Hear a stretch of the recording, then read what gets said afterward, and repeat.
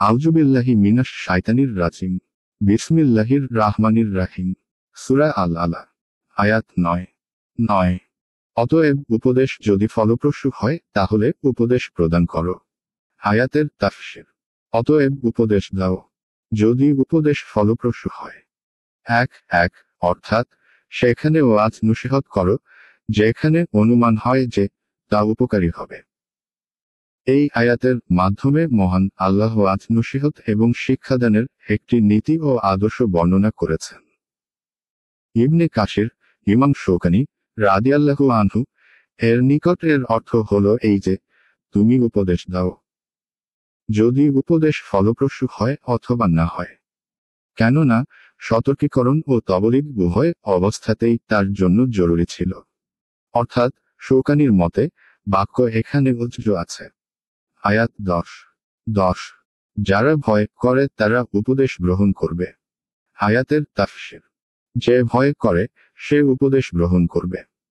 1 অর্থাৎ তোমার উপদেশ নিশ্চয় ওই সমস্ত লোকেরা গ্রহণ করবে যাদের অন্তরে আল্লাহর ভয় আছে, আর তার মাধ্যমে তাদের মধ্যে আল্লাহ ভীতি ও নিজেদের সংস্কার প্রচেষ্টা বৃদ্ধি পাবে।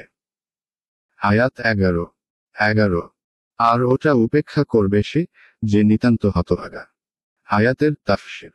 আর নিতান্ত হতভাগ্য তা উপেক্ষা করবে। 1 অর্থাৎ সেই উপদেশ দ্বারা তারা উপকৃত হবে না। কেননা কুফরিতে অবিচলতা ও আল্লাহর অবাধ্যাচরণ তাদের মাঝে অব্যাহত থাকে। আয়াত 12 সে ভয়াবহ অগ্নিকুণ্ডে প্রবেশ করবে। আয়াতের তাফসীর। সে মহা অগ্নিতে প্রবেশ করবে। আয়াত 13 অতঃপর সে সেখানে মরবেও না, বাঁচবেও না। আয়াতের তাফসীর। অতঃপর সে সেখানে মরবেও না, বাঁচবেও না। এর বিপরীতে এক শ্রেণীর তাওহীদবাদী জাহান্নামী এমনও হবে যারা শুধু নিজেদের কৃতপাপের শাস্তি ভোগার জন্য কিছুকাল সাময়িকভাবে জাহান্নামে অবস্থান করবে। অতঃপর আল্লাহ তাআলা তাদেরকে এক প্রকার মৃত্যু দেবেন, এমনকি তারা আগুনে পুড়ে কয়লা হয়ে যাবে।